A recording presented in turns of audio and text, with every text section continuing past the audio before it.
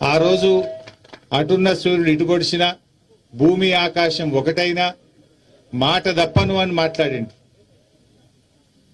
కురుమూర్తి వెంకటేశ్వర స్వామి మీద ప్రమాణం చేసి చెప్తున్న మాట దప్పను 15 ఆగస్టులోగా రైతుల రుణమాఫీ చేస్తా అని పార్లమెంట్ ఎన్నికల ముందు రేవంత్ రెడ్డి గారు ప్రజలకు మాట ఇచ్చారు.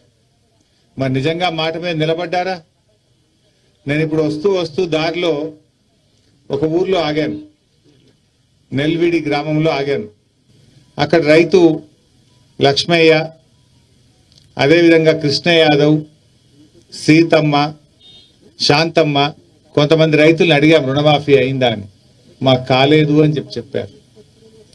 ముఖ్యమంత్రి గారు నేను అనుకున్నా, మొన్న ఈ మధ్య కురుమూర్తి దర్శనానికి వస్తే పాపం చేసింది కదా, దేవుడి మీద ఒట్టుబెట్టి మాట తప్పింది కదా, బహుశా కురుమూర్తి స్వామిని వేడుకుంటాడేమో, తప్పైందని క్షమించుమని వేడుకుంటాడేమో ముఖ్యమంత్రి అనుకున్నా.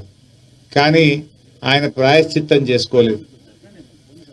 ఇలా రేవంత్ రెడ్డి ప్రాయశ్చిత్తం చేసుకోలేదు. కానీ ఒక బాధ్యత కలిగిన నాయకుడిగా చూపిద్దామంటవా?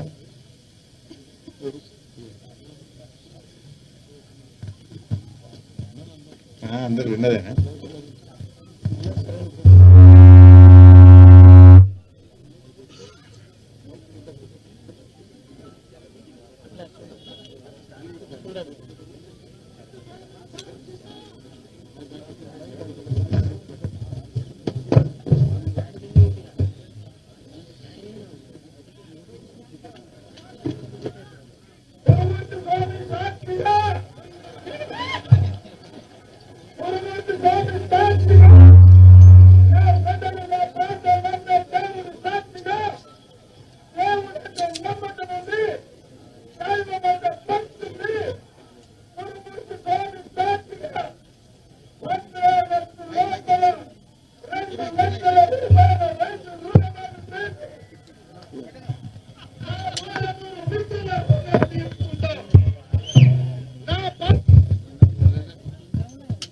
మొదలెట్టరా? కురుమూర్తి స్వామి సాక్షిగా, నా ప్రజలు నా ప్రాంతం నమ్మే దేవుడి సాక్షిగా, దేవుడంటే నమ్మకం ఉంది, దైవం అంటే భక్తి ఉంది. కురుమూర్తి స్వామి సాక్షిగా 15 ఆగస్టు లోపల 2 లక్షల రూపాయల రైతు రుణమాఫీ చేసి నా పాలమూరు బిడ్డల రుణం తీసుకుంటా. రుణం తీర్చుకున్నాడా, మోసం చేసిండా? మాట తప్పిండా, మాట మీద నిలబడ్డా? ఆయనకు మాట తప్పిందా అలవాటు.